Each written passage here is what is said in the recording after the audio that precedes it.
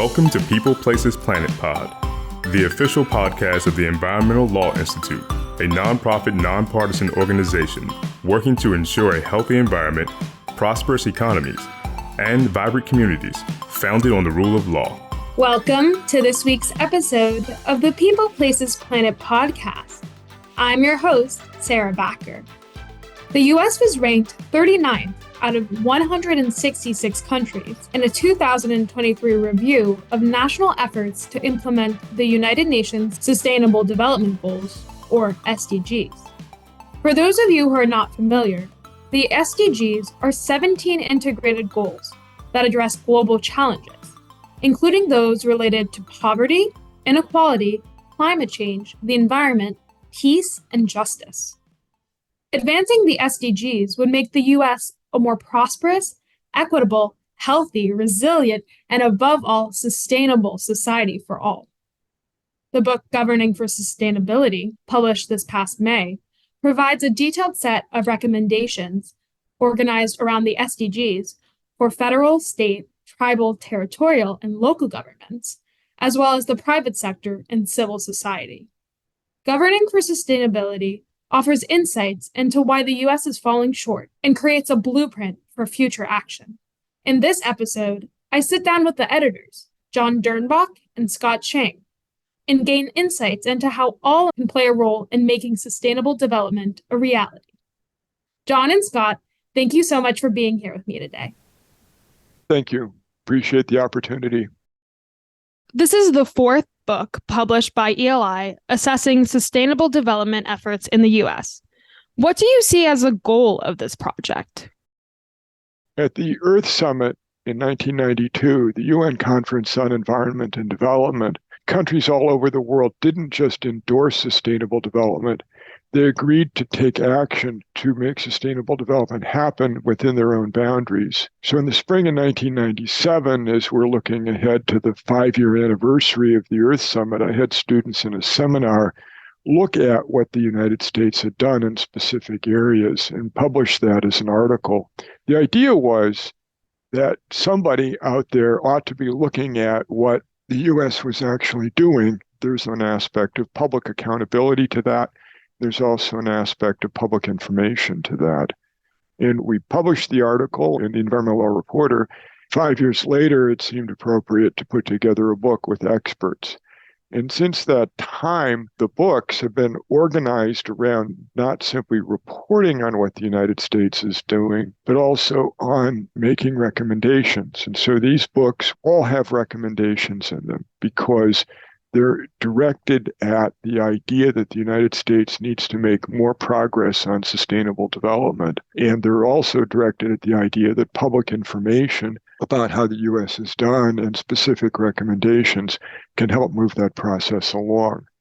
The one additional aspect or goal of the books since the project started was to accelerate U.S. progress on sustainable development. It's not simply enough to have a green building here or a sustainable project there. We need to do a lot of this at scale, and we need to do this as rapidly as possible.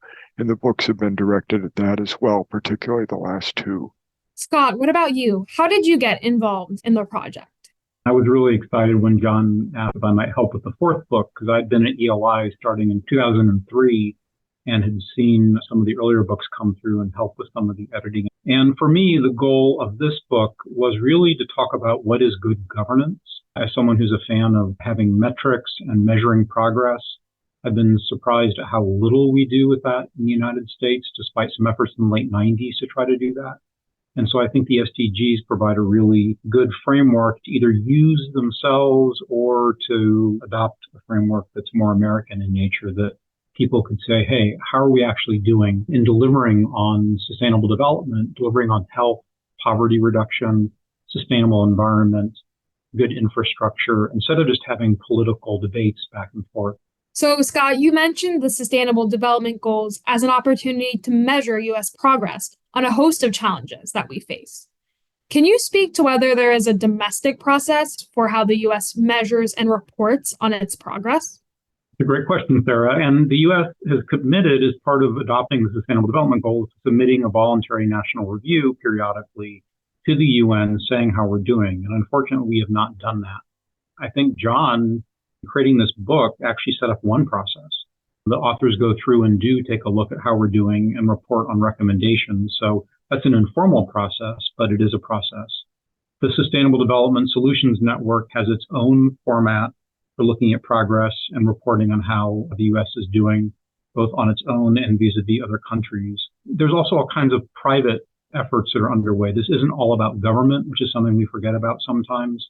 And so we need to find a way to include what's happening in the private sector.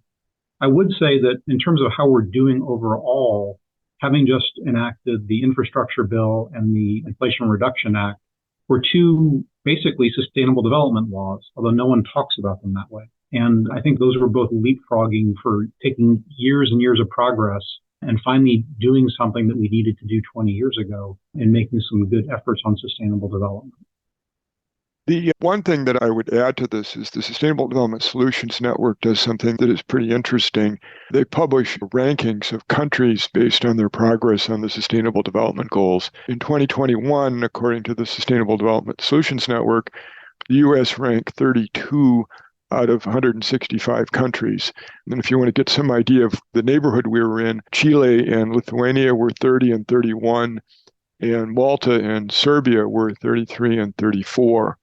The top ranking countries in that order were Finland, Sweden, and Denmark. SDSN also publishes rankings of states, and in 2021 they said, well, on average, U.S. states were less than halfway to achieving the SDGs by 2030. The highest ranking states were Vermont, Massachusetts, and Washington. The lowest ranking states were Louisiana, West Virginia, and Mississippi.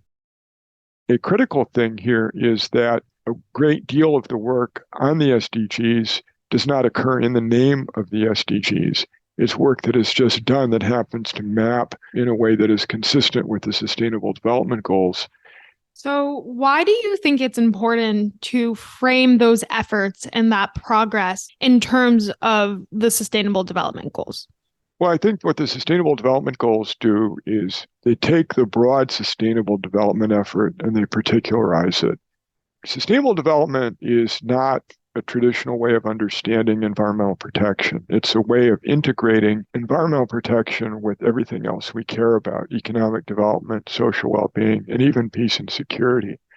So the idea when we talk about sustainable development is not just that we're relabeling traditional environmental work. We're trying to put environment into a context of where it fits with everything else in a way that advances environmental protection. So it's a way of making environmental protection, economic development, social well-being, and peace and security happen at the same time, and not to treat the environment and development as opposing forces. Well, that's conceptually really important. But when you ask, well, how does that work exactly in a particular context? What the Sustainable Development Goals do is they'll take a particular issue like hunger or employment or water quality or poverty. They set specific goals that would advance sustainable development on each of those. They were adopted in 2015, and the idea is to try and achieve those goals by 2030. So they particularize substantively the sustainable development effort, but they also create a time frame for achieving things which you don't have with sort of the abstract sustainable development goal. So the added value of the SDGs is you can learn a lot in a particular situation or a particular context about what you might do to achieve sustainable development that you don't get with the broad framework. Yeah, I think John makes a really important point. And I would just say there's this misunderstanding of folks when they talk about environmental law that it's somehow opposite to economic development. And we've learned quite the opposite, and sustainable development in the SDGs teaching is quite the opposite. Since we enacted the Clean Air Act, we've reduced the 6 ambient air pollutants by 80% while growing the GDP by 300%. You can't have one without the other. You can't have economic development without water, a sustainable climate, without social justice, and with rampant inequality. Those are just interdependent in a way that our laws put them into silos that are underinformed about the effects that one set of laws has on another set of both laws and society. And the SDGs try to help us pull those together and look at them at the same time. and to understand that trying to reach for a green economy means economic growth. It does mean some economic losers, but overall it means a more sustainable economy longer term. But also thinking about some of the things that come into play, like do we have enough of the minerals we need to create a green economy? Are those minerals found in places where they're accessible? Are there people living on those places who may not want to have their land disrupted in that way? It makes us think in a much more comprehensive way rather than just a pollution control or a resource extraction perspective. If I can just add one thing, the climate change issue really puts that on the table. I mean, the Inflation Reduction Act is super interesting that way because what the Inflation Reduction Act does is it works with carrots instead of sticks by providing money rather than regulating. Goldman Sachs issued a report not too long ago saying that a couple $1 trillion were actually going to be unleashed in investment by the Inflation Reduction Act. And this is an example, I think, of where the economic and the climate pieces come together in a big way that is essentially positive, where they reinforce each other. The investment creates jobs, the activities that the investment provides and the jobs that people do in turn reduce greenhouse gas emissions. The pieces, in a broad sense, all work together. The book and both of you in this episode have made it quite clear that environmental goals and economic goals are not opposed and that they are, in fact, indivisible. Can you speak a little bit more to how the first goal of poverty reduction is linked to climate action? The one quick thing that comes to mind on that is that the people who are least able to adapt effectively to climate change are people with lower incomes. It's harder for them to move. Air conditioning is more expensive. They wind up in housing that may not be fully insulated. They tend to live in places, in other words, where climate actually makes things worse for them. And we see that over and over and over again. Rising sea levels in some New York City neighborhoods, heat in the Southwest, and the like. That's probably the core point, is that the people that are most at risk, the people who are going to be most adversely affected, are people with lower incomes. The work on climate change puts them in a condition that is less bad than it would otherwise be. I think John's right. And I think climate, as he was saying earlier, makes so clear that in our current set of environmental laws and the way our regulations stack up, it's created to make sure that the winners continue to win and the losers continue to lose by taking vested interest and allowing them to continue to defend themselves. And that's made sure that people who are entrenched in poverty stay entrenched in poverty. And I think the climate goals of trying to look again at how we're creating these systems of production, how we allocate who we tax and why, what we give subsidies to and why, can actually be used to get rid of poverty. They can become a poverty alleviation method by helping, for example, families who own land plant trees and get carbon credits or do cover crops. We can find all kinds of ways for folks who are in poverty to earn revenue from their traditional resources. So as we mentioned in the top of this episode, the US ranked 39th out of 166 countries in terms of the progress it's made on the SDGs. What are the main challenges that the US faces, and why is the US falling short? One, there's a lack of awareness in the United States that the Sustainable Development Goals even exist. John and I were at a conference at a law school of sustainability law professors, and the number who didn't know what the SDGs were was surprising. And when I asked my own colleagues and students how many people know what the SDGs are, it's still a minority of people. And that doesn't happen in other countries, which tend to take them more seriously. So that's number one, just a lack of awareness. Number two is, in America, we have a real allergy towards two things. One, anything international like the United Nations. And two, anything looking like planning, particularly if it's imposed by a government. That we just dislike in our bones, given where we come from as a nation. And so hearing that there's this great set of United Nations created goals, despite the fact the United States had a key role in creating them, just doesn't land well with your average American. And that's why I've mentioned earlier, it may be necessary for us in the U.S. to create our own domestic set that mirror the SDGs that don't get presented as the United Nations. Why we're 32nd, that would be a very long discussion across all the different goals. By and large, I would say it's because Americans believe in bootstrapping ourselves up and that there's this idea that we can all improve on our own as individuals. There's a general lack of agreement around collective action, the benefits of collective action, the benefits of comprehensive health care, so that we're all well enough to contribute to the economy. There's a general lack of understanding that our number one cause of bankruptcy are healthcare bills, and that there's just this belief going back to where we started that individuals should be able to do it on their own. That I think is actually anti-American, but has become portrayed as the American way of coming at things. And other countries have found that there's ways to do collective action without being communist or socialist. And hence the top three are all countries that are liberal democracies that are making progress. That was really helpful, Scott. I would add, we tend to see ourselves as singular or special in the U.S., and working hard to implement international agreements is not something that a lot of folks warm up to very much.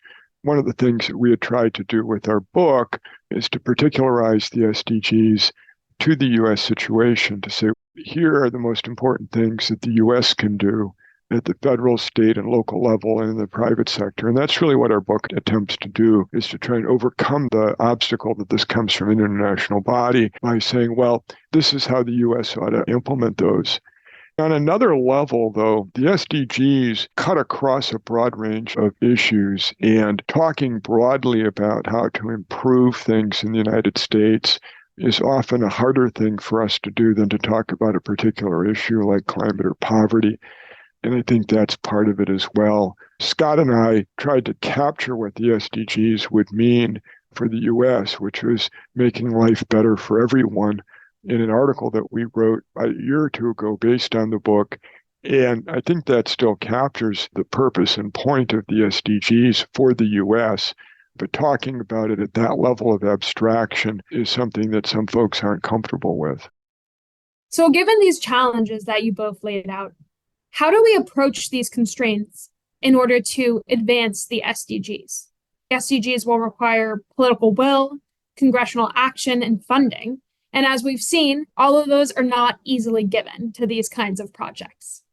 Well, a starting point, Sarah, is to recognize that a lot of the recommendations in the book are directed at private actors who don't face the same constraints. Funding, political will, and the like certainly apply to governmental actors, especially at the federal level and to some degree at the state level. But in the private sector, there's a lot of interest by investors, stakeholders, boards of directors, and other folks that are important to corporations to move things in a more sustainable direction. I think John's exactly right. We tried pretty hard to get the authors to focus more on private action, but it's interesting how much academia just doesn't focus on private law. The focus is really on public law. Having said that, it's also true that these things that you mentioned, Sarah, political will and congressional action, aren't monolithic and they are movable.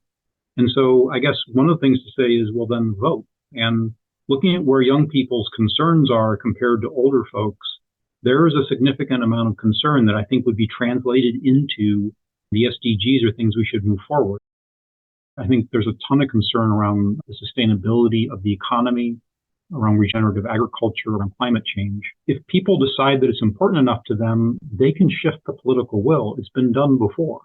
We didn't get to where we are today in terms of like the political revolution of 1995, when Congress changed significantly because people didn't do anything. It's because they stood up and said, we want a different system and we want to change it.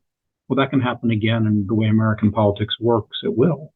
But if people want to take an hour a day instead of being on TikTok or Instagram and talk to their local folks about how they think about politics, if they want to figure out who their congressional representative is, who the local city council folks are, and act on it, then we'd probably see a very different outcome. So in that case, do you see this book as a guide for citizens in trying to learn about the Sustainable Development Goals and make an impact? In other words, who's the audience of this book? Well, I think we're looking at a variety of audiences. One audience for sure is people who are politically active. But on the academic side, we're also interested in that from several different points of view. Prior books in this project have been used in classrooms for quite a long time. And certainly that's a place where the book can be used and I think should be used. And then there's a kind of broader point that Scott alluded to earlier, that we don't have the resources to tackle each one of these issues in a silo. In other words, we can't successfully address climate change in a way that's going to, say, hurt job creation or the economy, or that is going to make poor people worse off. We've got to find ways of addressing climate change in ways that furthers these other goals, these other SDGs. Figuring that out is a political job, but it's also an area where academic people, I think, can be of considerable value in the research and writing that they do. What exactly are the incentives for the private sector to do the right thing and advance sustainability goals? I think it's a good business sense, Sarah, and they've learned that. So if you look at most companies reporting on how they're doing from a human rights, environmental perspective, the SDGs are a part of those reports. And in this way, many multinational companies and U.S. companies are far ahead of the federal government in understanding the SDGs and in using the SDGs. And they're not doing it out of some kind of misplaced sense of corporate do-gooderism, and they're not misusing their shareholders' money. What they're doing is saying, we're creating products. Products need inputs. Products need sustainable electricity. Products need a well-informed, trained, and healthy workforce in order for us to work. I work with some of the leading multinationals on their policies around land rights. And they're not doing it because they think it's just a nice thing to do. They're doing it because if people don't have secure land rights to provide agricultural goods to these companies, they won't be able to source them and make their product. It is a business argument at the core. And also, this is a conservative argument at the core. We're not calling for government to step in. We're calling for people to just do what makes sense in order to make the economy and the environment and social welfare all be sustainable at the same time. There may be at times some greenwashing. I'm not saying that never happens. It does. But also the new term that's out there is green hushing. Companies doing things and being quiet about it because some people are trying to politicize doing good with corporate efforts. And I think that just shows you that some people feel threatened by the fact that companies are doing things that benefit all. And it sounds political when it's not political at all. It's just good business sense.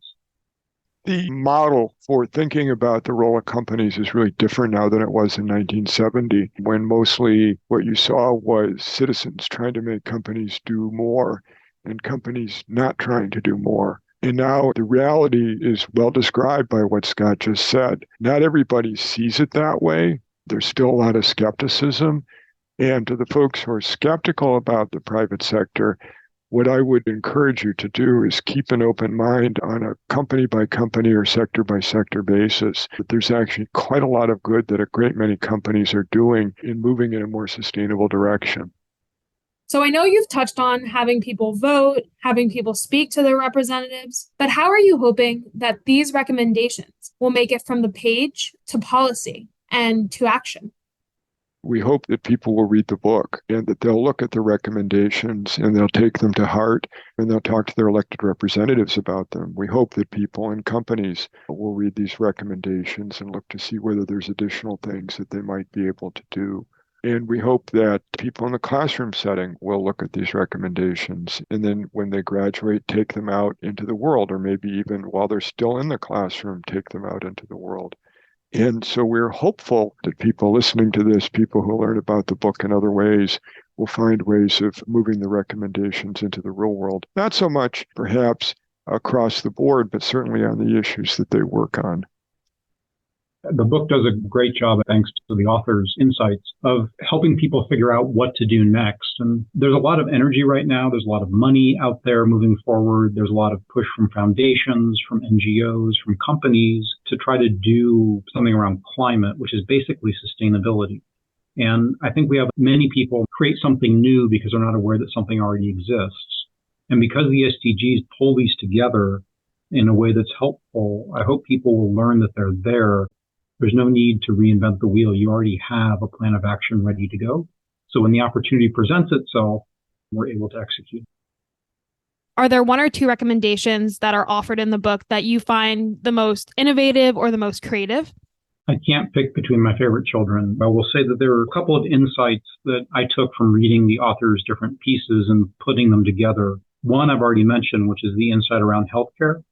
that our failure to provide efficient, cost-effective healthcare in our country drives inequality among genders, drives poverty, drives hunger. I was aware that we had problems there, but I wasn't aware of the degree to which it infects our economy, our society. The second was the food and agriculture system. Agriculture for many states is now the number one source of air and water pollution. So from a pollutant perspective, it's significant. The amount of food waste, the lack of good nutrition that leads to a problem in education, into health, to environmental problems, to water use and mismanagement is another really important cross-cutting insight, I think, from the book. I agree with Scott that it's hard to pick among the different chapters and the different recommendations. One set of recommendations that really appealed to me and affected my thinking is the one on partnerships. There's actually an SDG on that. The basic idea is that this is not simply about the government requiring someone to do something or prohibiting someone from doing something. What partnerships are about is varieties of different public and private entities getting together and working toward particular SDGs.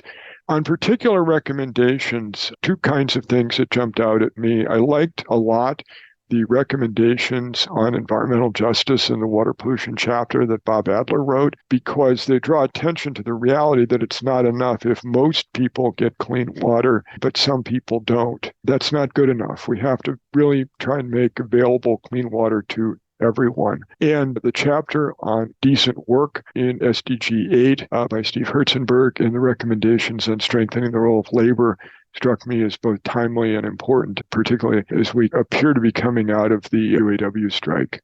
I want to close off our discussion by asking both of you if you can provide any guidance for individuals who might feel overwhelmed by how much progress we need to make on these goals. How can they contribute to advancing the SDGs in their lives? That's a really good question, Sarah. My answer would be that we don't, most of us, have an agenda that covers everything. What I would suggest is that whatever you do, whether you're a student, whatever line of work you do, wherever you live or work, whatever you're good at, look at what's in front of you at work, at home, the various communities in which you operate, and see if there's a more sustainable way to do it. Use the SDGs, use the book to help figure that out, because there's no one right thing to do. There's no one right place to do it. There's no one right line of work here. There's so much that needs to be done. And if we all help to make progress in the places where each of us live and work, then together we get to a more sustainable future. I think John's exactly right. I think it's you do you, and you let others do them. You do what's your strength. If you're really into electric cars and that's how you want to make a contribution, knock your socks off. But if you see somebody else driving a pickup truck, let them have a solar installation at home that lets them stay off the grid and do something different than yourself. There isn't a need to be in lockstep. And if you find yourself struggling and getting burned out, there's another book I'd recommend called Zen and the Art of Saving the Planet, which can help people navigate climate burnout. Well, I definitely need Zen, so I will be reading that book, and I am linking the book and other relevant resources in the show notes. John and Scott, this has been such a wonderful discussion, and I really hope people read this book and learn about what they can do to advance the Sustainable Development Goals. Thanks so much for being here with me today. Thank you for tuning in to People, Places, Planet Pod, brought to you by the Environmental Law Institute. We would like to hear from you, so please send us your questions, comments, and ideas to podcast@eli.org. And if you're interested in learning more about our work, attending one of our events, reading our publications, or becoming a member, please visit our website at www.eli.org.